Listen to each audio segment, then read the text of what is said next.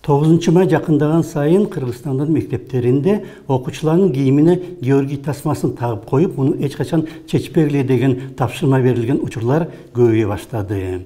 Мұндай көрініш тұрмышта еш нәрсені түшіне элек секілі қыздарға хиджаб кигізіп қою ықмасына оқшош.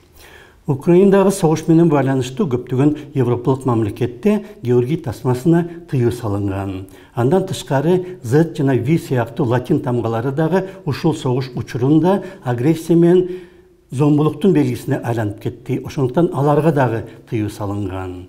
Георгий тасмасы улуу атамекендик согуштагы жеңиштин белгиси деп айтылат, бирок чындыгында андай эмес.